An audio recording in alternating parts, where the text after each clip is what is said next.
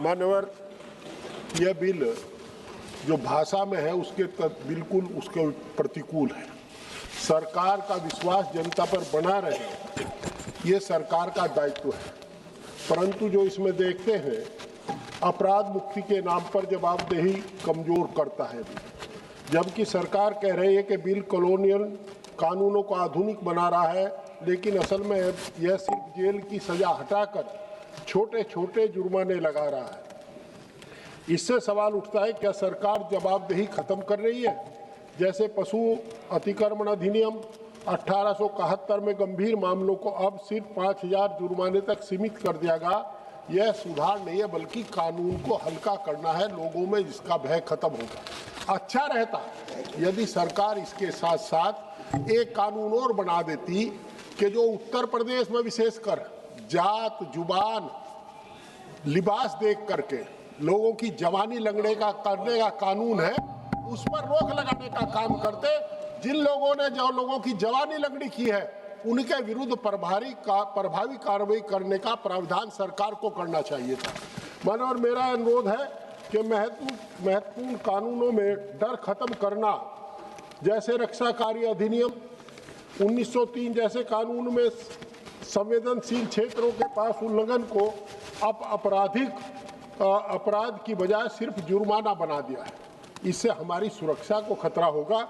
इसी तरह न्यायालय शुल्क अधिनियम 1870 और भारतीय उत्तराधिकार अधिनियम 1925 में भी गंभीर मामलों को आपराधिक ढांचे से बाहर किया गया है। इसका मतलब है कानून तोड़ने का डर खत्म है और इससे ऐसे अपराधियों को हौसले बढ़ेंगे और ऐसे अपराध निश्चित रूप से बढ़ेंगे। यह जो बिल है, ये संशोधन है, बिना स्पष्ट सीमा के व्यापक अपराध मुक्ति का यह बिल हर गैर धोखाधड़ी मामले को सिर्फ प्रक्रियात्मक गलती मान रहा है, लेकिन इसकी कोई साफ सीमा इन्होंने तय नहीं की कि गलती कितनी है। इसका मतलब है कि जो लोग बार बार नियम तोड़ने के आदी हैं और वो नियम तोड़ेंगे, उनके विरुद्ध भी कोई सख्त कार्रवाई नहीं होने वाली। जैसे प्रोबेट समर्पण न करने पर पहले 3 महीने की जेल थी, अब सिर्फ जुर्माना कर दिया। यह सतही सुधार दिखाता है, परंतु असली बदलाव गायब है। जबकि सरकार इसे बड़ा सुधार बता रही है, लेकिन यह सिर्फ ऊपरी बदलाव है। असली समस्या कमजोर नियमों का परिवर्तन, अस्पष्ट नियम और कंप्लायंस की दिक्कतें वैसी की वैसी है। यह सुधार नहीं केवल नंबर का खेल होगा और यह वीकर सेक्शन को, जो ताकतवर लोग हैं, जो ताकतवर समूह है, संगठन है, उनके उत्पीड़न का शिकार बनाने में सहायता करेगा। उनके विरुद्ध कोई कार्रवाई नहीं हो पाएगी और वो थोड़ा जुर्माना देकर के बचा करेंगे। आजाद भारत में कानूनी गरीब की रक्षा करता है, वीकर की रक्षा कानून करता है।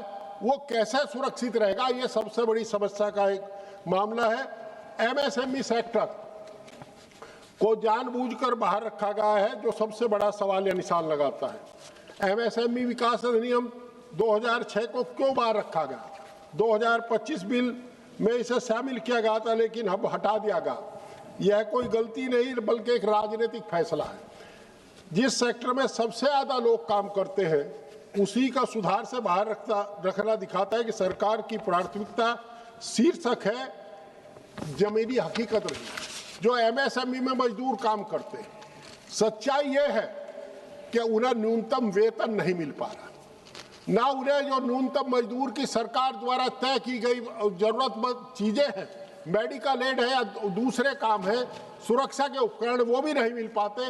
और एक बड़े तबके का जो सब तमाम वीकर सेक्शन से आता है, जो गरीब है, जिसकी आजीविका एमएसएमई से चलती है, एमएसएमई के मालिक सरकार से 10 तरह की छूट लेने के बाद भी मजदूर का शोषण करते हैं। अभी एक बिल आया था मजदूरों का, सरकार का कहना था कि जो लोग अस्थायी प्रवृत्ति के काम पर लंबे समय से काम कर रहे हैं उन्हें अस्थायी माना जाएगा, परंतु मैं ऐसे लोगों को जानता हूं जो 10-10, 15-15 साल से काम कर रहे हैं, 6-6, 7-7 हजार रुपये मिल रहे।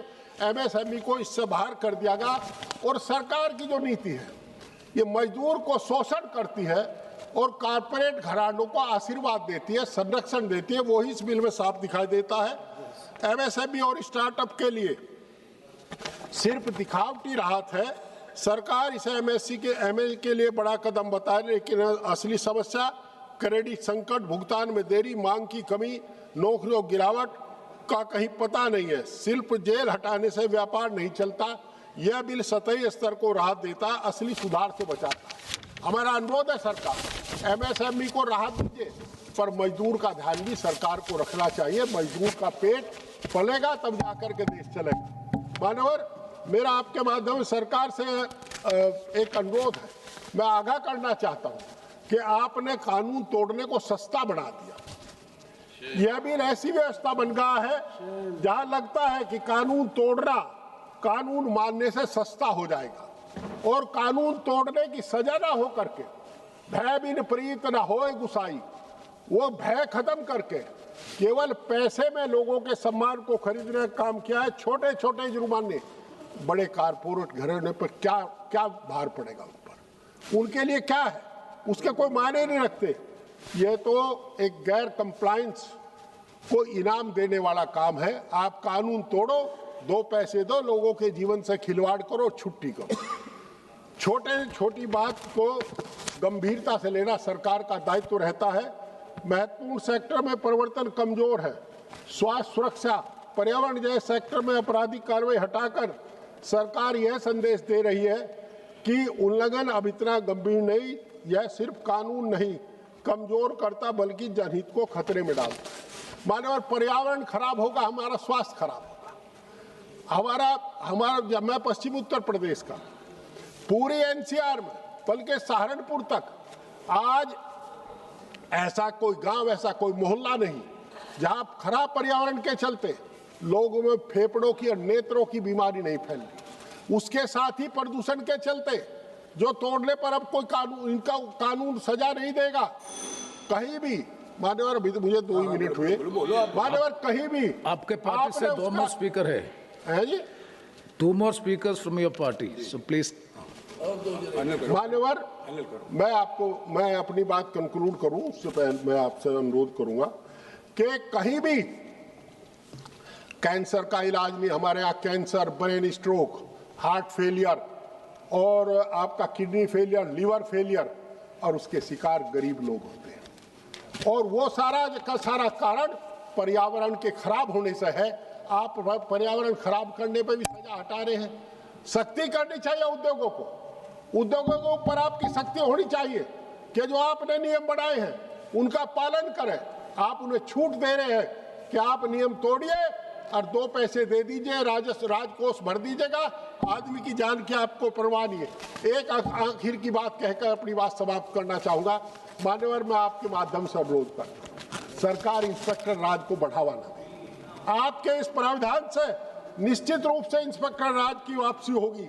यह बिल अधिकारियों को बहुत अधिक ताकत देता है, और जब तक ये कुर्ते वाला है, जब तक पॉलिटिकल आदमी है, तब तक लेजिस्लेचर के लोग हैं, उस समय तक केवल एजुकेशन के लोग ठीक काम करते हैं, और नहीं तो एजुकेशन जब भी कार्यपालिका के लोगों को जब ज्यादा अधिकार मिले हैं, धन्यवाद, तब उनका अत्याचार बढ़ा है। इसका जीता जागता उदाहरण उत्तर प्रदेश है, जहाँ आदमी को पकड़ करके थाने में लोग मरते हैं, पुलिस कस्टडी में लोग मर जाते हैं।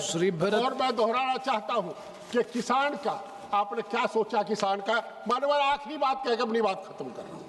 आखिरी बात कंक्लूड करो ना। आपने मिलावटी खाद के ऊपर क्या जुर्माना लगाया?